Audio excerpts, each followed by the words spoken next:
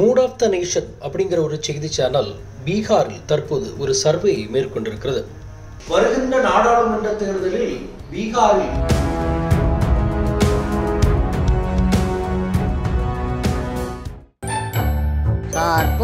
Would you like to be a permanent citizen in Malaysia, Singapore or Dubai?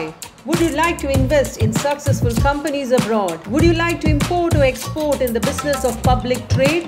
Call for more information. வணக்கம். Mood of the nation அப்படிங்கிற ஒரு செய்தி channel பீகாரில் தற்போது ஒரு சர்வேயை மேற்கொண்டிருக்கிறது. வருகின்ற நாடாளுமன்ற தேர்தலில் பீகாரில் எந்த மாதிரியான ஆட்சி மாற்றங்கள் நடப்பதற்கான வாய்ப்புகள் இருக்கிறது, மக்கள் என்ன சொல்கிறார்கள் அப்படிங்கிற ஒரு சர்வேயை மேற்கொண்டிருக்கிறார்கள். கடந்த வருடம் டிசம்பர் மாதத்திலிருந்து இந்த வருடம் ஜனவரி மாதம் முழுவதுமாக நடத்தப்பட்ட சர்வேயில் ஒரே ஒரு விஷயம் மட்டும் தெள்ள தெளிவாக தெரிகிறது. பீகாரினுடைய முதலமைச்சர் நிதிஷ்குமார் பச்சோந்தியை விடவும் மிக மோசமான ஒரு நபர் என்று நமக்கு நன்றாக தெரியும். அதாவது இருக்கும் இடத்தில் இருந்து விட்டு ஆட்சி மாற்றத்தை ஏற்படுத்தக்கூடிய ஒரு வித்தகராக நம்மளால் பார்க்க முடிகிறது.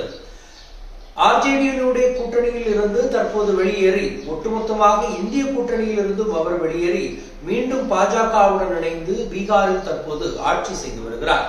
அங்கே சீட்டுகளினுடைய பிரச்சனை, ஆர்ஜேடியினுடைய அராஜகத்தனம், அவருடைய ஆட்டிடியூட் எல்லாம் பீகாருடைய நிதிஷ்குமார் சொல்லும் பொழுதும் பாஜக எதை வைத்து மிரட்டி நிதிஷ்குமாரை தங்கள் பக்கம் சாய்த்திருக்கிறது அப்படிங்கிற கேள்விக்குறியும் இதில் அடங்கியிருக்கிறது. ஒட்டுமொத்தமாக 28 கட்சிகள் சேர்ந்து இந்தியா கூட்டணி அப்படிங்கிற ஒன்றை அமைத்திருந்தது.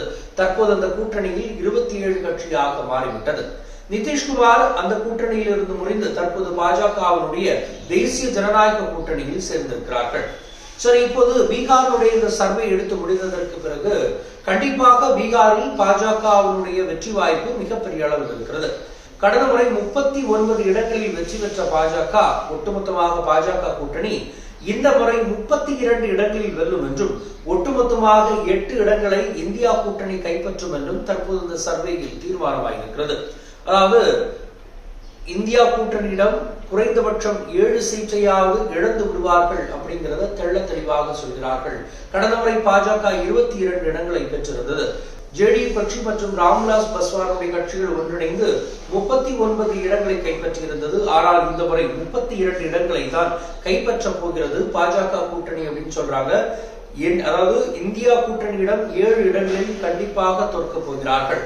அதோடு மட்டும் நின்று விடாமல் கடந்த முறை வாக்கினுடைய எண்ணிக்கை, வாக்கு சதவீதத்தை பார்த்தால் பாஜகவிற்கு 1% கண்டிப்பாக குறைந்த நிலையில்தான் வாக்குகள் கிடைக்கும் என்றும், காங்கிரஸ் கட்சி மற்றும் இந்தியா கூட்டணிக்கு 2% வாக்குகள் முன்னிலையில் இருக்கும் என்றும் தற்போது சொல்லிக் கொண்டிருக்கிறார்கள். அந்த சர்வேயில் அந்த கணக்கு தீர்மானமாக்கப்பட்டிருக்கிறது. பீகாரில் ஆட்சி மாற்றத்தை ஏற்படுத்தி விட்டார்கள். மேற்கு வங்கத்தில் ஆட்சி மாற்றத்தை கொண்டு வருவதற்காக பல முயற்சிகள், கர்நாடகாவில் அதே போன்ற முயற்சிகள், தமிழ்நாட்டில் அங்கே மலர்வதற்கான ஒரு வாய்ப்பாக இருக்கிறதா என்று தேடிக்கொண்டிருக்கிறார்கள். கேரளாவில் கருகி சாய்ந்து விட்டார்கள். டெல்லி மற்றும் பஞ்சாபில் ஆம் ஆத்மி ஒட்டுமொத்தமாக துணை தெரிந்து விட்டது. வருகின்ற நாடாளுமன்ற தேர்தலில் இந்தியா கூட்டணி மிகப்பெரிய அளவில் வலுவாக இருந்தால் கண்டிப்பாக இந்த தேசிய ஜனநாயக கூட்டணியை தோற்கடிக்கலாம். ஆனால் அது எந்த அளவிற்கு சாதகமாகும் என்பது இந்த கூட்டணி கட்சியினுடைய ஒற்றுமையும் பலத்தை சார்ந்தே இருக்கும். ரீசெண்டா நிதிஷ்குமார் காங்கிரஸ் கட்சியினுடைய இந்தியா கூட்டணியிலிருந்து விலகிவிட்டார். மம்தா பானர்ஜி மேற்கு வங்கத்தில் தனித்து போட்டியிடுவதாக கூறுகிறார். இப்படி பல சிக்கல்கள் காங்கிரசாருக்கு இருக்கிறது என்பதை தெள்ள தெளிவாக சொல்ல வேண்டும். வருகின்ற பாராளுமன்ற தேர்தலில் மோடி மீண்டும் பிரதமராகிவிட்டால் இந்தியாவுடைய நிலைமை எப்போது இருப்பதை விட மிக மிக மோசமான நிலையில் படுகொலியில் தள்ளப்படும் என்பதை நீங்கள் நினைவில் வைத்துக் கொள்ள வேண்டும். மற்றொரு சந்திப்போம். நன்றி, வணக்கம்.